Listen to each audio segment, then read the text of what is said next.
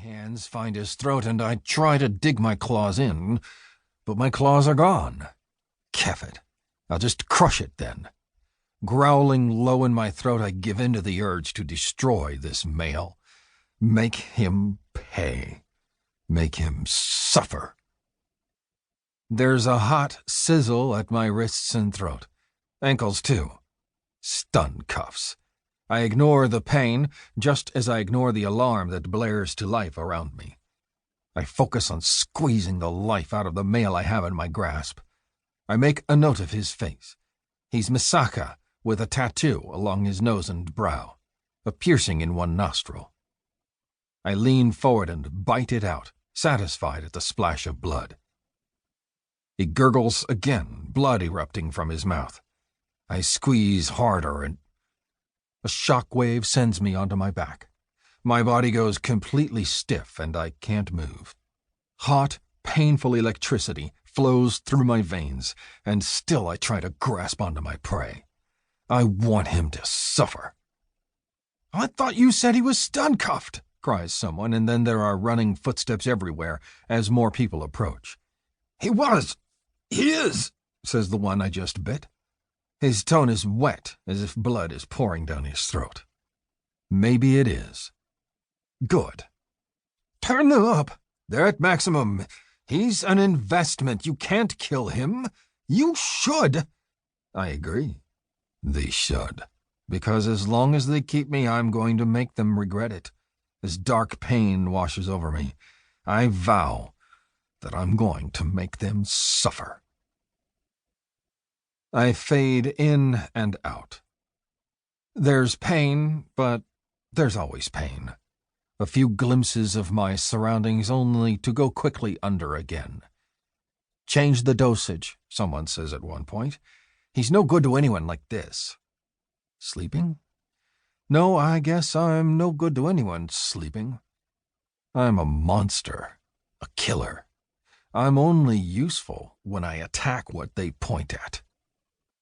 Days pass, maybe. A week? It's hard to say when I exist in a drugged stupor. Whenever I wake up, they're watching me. From afar now. They've learned not to get too close. That even if I'm drugged, I'm still dangerous. They ask what my name is. They ask if I know who I am. I don't know the answer to either. And that makes me angry, too.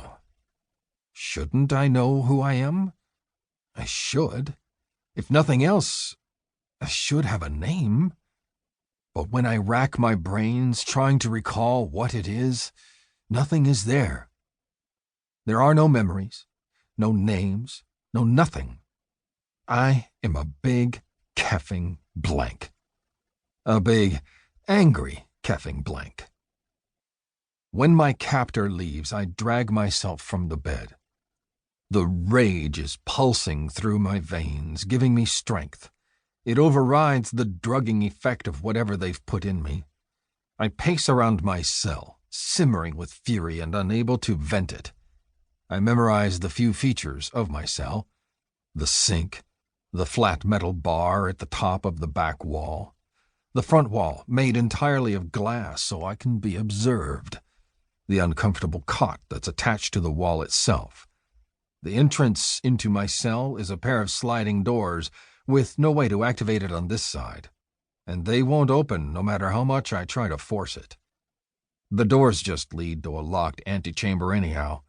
I'd have to get through 2 sets of doors before I make it into the hall. It's all deliberate. They know I'm dangerous, and they're doing their best to keep me imprisoned.